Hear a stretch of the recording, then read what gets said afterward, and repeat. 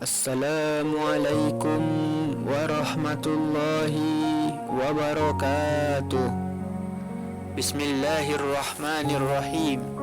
Bersyukur kita kepada Allah Subhanahu wa ta'ala, dan bersolawat kita kepada makhluk yang sangat mulia yang diciptakan oleh Allah Subhanahu wa ta'ala, yang dimana oleh karena kemuliaan beliau andaikan lautan dijadikan sebagai tinta, pohon-pohon dijadikan sebagai pena, digunakan untuk melukiskan kemuliaan beliau, maka tidak akan pernah cukup untuk melukiskan kemuliaan beliau, karena begitu mulianya beliau di sisi Allah Subhanahu wa ta'ala.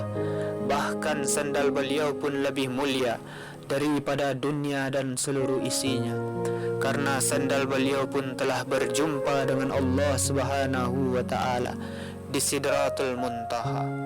Siapakah dia? Tidak lain tidak bukan dialah Rasulullah, baginda Nabi besar Muhammad sallallahu alaihi wasallam. Alhamdulillahirabbil alamin, wassalatu wassalamu ala asrafil anbiya'i wal mursalin, sayyidina wa maulana Muhammadin wa ala alihi wa ashabihil mujahidin tahirin. Amma ba'd.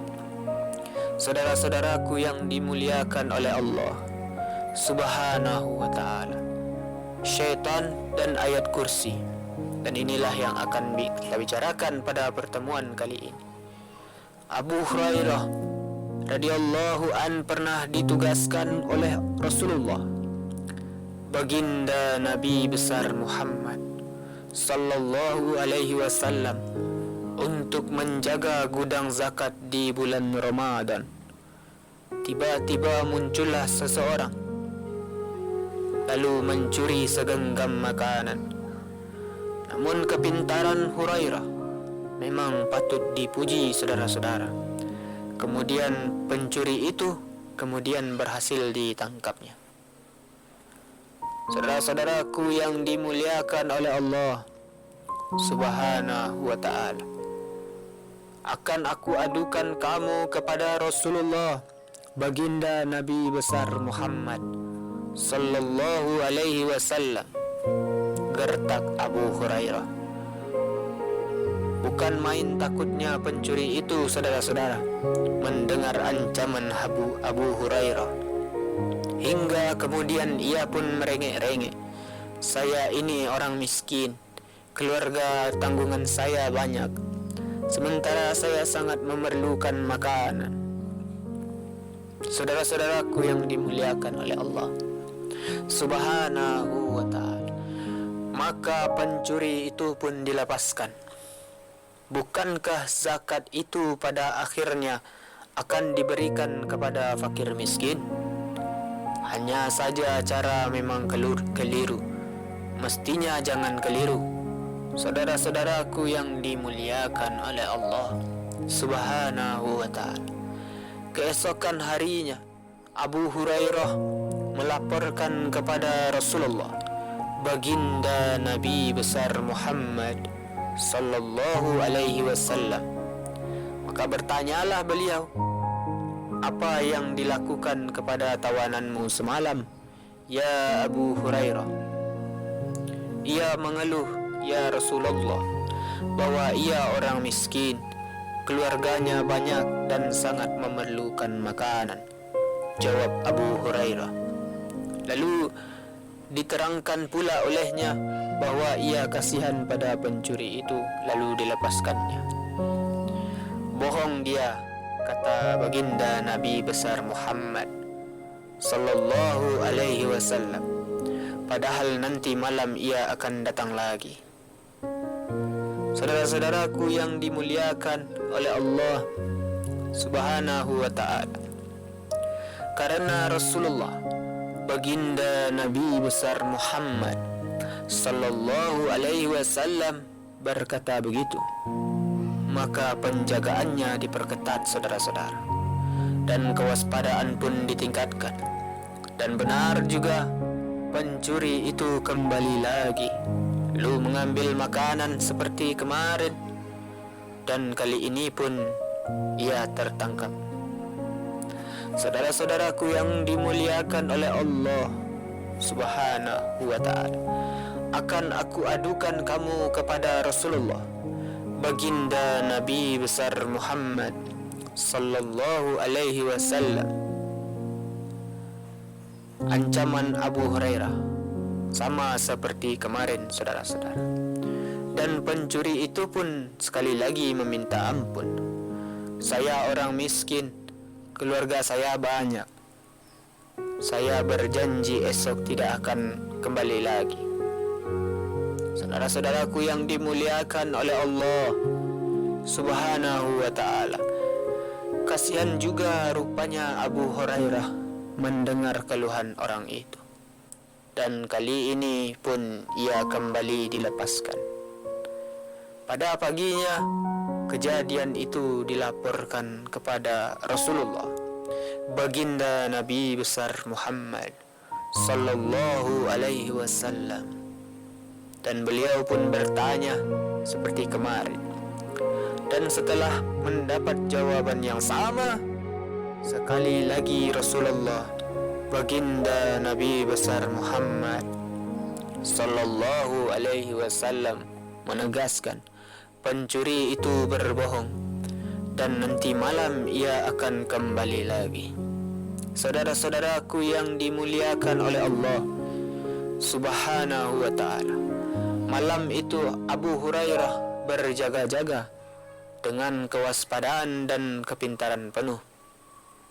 Mata, telinga, dan perasaannya dipasang baik-baik. Diperhatikannya dengan teliti setiap gerak-gerik di sekelilingnya. Sudah 2 kali ia dibohongi oleh pencuri. Jika pencuri itu benar-benar datang seperti diperkatakan oleh Rasulullah, baginda Nabi besar Muhammad sallallahu alaihi wasallam, dan ia berhasil menangkapnya, ia telah bertekad tidak akan melepaskannya sekali lagi. Hatinya sudah tidak sabar, saudara-saudara, menunggu-nunggu datangnya pencuri Jahannam itu. Ia kesal, kenapa pencuri kemarin itu dilepaskan begitu saja sebelum diseret ke hadapan baginda Nabi besar Muhammad sallallahu alaihi wasallam. Kenapa mau saja ia ditipu olehnya? Awas, katanya dalam hati, kali ini tidak akan kuberikan ampun. Saudara-saudaraku yang dimuliakan oleh Allah Subhanahu wa ta'ala, malam semakin larut, jalanan pun sudah sepi, ketika tiba-tiba muncul sesosok bayangan yang datang menghampiri longgokan makanan yang dia jaga. Nah, benar juga, ia datang lagi, katanya dalam hati. Dan tidak lama kemudian, pencuri itu telah bertekuk lutut di hadapannya dengan wajah ketakutan. Saudara-saudara, diperhatikannya benar-benar wajah pencuri itu. Ada semacam kepura-puraan pada gerak-gerik. Saudara-saudaraku yang dimuliakan oleh Allah Subhanahu wa ta'ala, kali ini kau pasti kuadukan kepada Rasulullah, baginda Nabi besar Muhammad sallallahu alaihi wasallam. Sudah 2 kali kau berjanji tidak akan datang lagi kemari, tapi ternyata kau kembali juga. Lepaskan saya, pencuri itu memohon. Tapi dari tangan Abu Hurairah yang menggenggam erat-erat dapat dipahami bahwa kali ini ia tidak akan dilepaskan lagi, saudara-saudara. Maka dengan rasa putus asa, akhirnya pencuri itu berkata, lepaskan saya, akan saya ajari Tuhan beberapa kalimat yang sangat berguna. Saudara-saudaraku yang dimuliakan oleh Allah Subhanahu wa ta'ala, kalimat-kalimat apakah itu? Tanya Abu Hurairah dengan rasa ingin tahu. Bila Tuhan hendak tidur, bacalah ayat kursi Allahu la ilaha illa huwal hayyul qayyum, dan seterusnya sampai akhir ayat. Maka Tuhan akan selalu dipelihara oleh Allah Subhanahu wa taala, dan tidak akan ada syaitan yang berani mendekati Tuhan sampai pagi. Saudara-saudaraku yang dimuliakan oleh Allah Subhanahu wa taala, maka pencuri itu pun dilepaskan oleh Abu Hurairah. Agaknya naluri keilmuannya lebih menguasai jiwanya sebagai penjaga gudang. Saudara-saudaraku yang dimuliakan oleh Allah Subhanahu wa ta'ala, dan keesokan harinya ia kembali menghadap Rasulullah, baginda Nabi besar Muhammad sallallahu alaihi wasallam, untuk melaporkan pengalamannya yang luar biasa tadi malam. Ada seorang pencuri yang mengajarinya kegunaan ayat kursi. Apa yang dilakukan oleh tawananmu semalam? Tanya Rasul sebelum Abu Hurairah sempat menceritakan segala. Ia mengajariku beberapa kalimat yang katanya sangat berguna, ya Rasulullah. Lalu saya lepaskan, jawab Abu Hurairah. Kalimat apakah itu? Tanya baginda Nabi besar Muhammad sallallahu alaihi wasallam. Katanya, kalau kamu tidur, bacalah ayat kursi. Allahu la ilaha illa huwal hayyul qayyum, dan seterusnya sampai akhir ayat. Dan ia katakan pula, jika engkau membaca itu, maka engkau akan selalu dijaga oleh Allah Subhanahu wa taala, dan tidak akan didekati syaitan hingga pagi. Menanggapi cerita Abu Hurairah, baginda Nabi besar Muhammad sallallahu alaihi wasallam berkata, pencuri itu telah berkata benar, sekalipun sebenarnya ia tetap pendusta.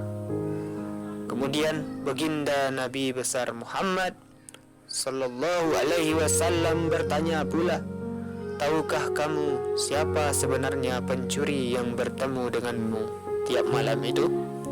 Entahlah, jawab Abu Hurairah, itulah syaitan. Saudara-saudaraku yang dimuliakan oleh Allah Subhanahu wa ta'ala, mungkin hanya itulah yang bisa kita bicarakan pada pertemuan kali ini. Mudah-mudahan ada manfaatnya. Terima kasih atas segala perhatian. Mohon maaf atas segala kekurangan. Usikum wa nafsi bitaqwallah. Wassalamualaikum warahmatullahi wabarakatuh.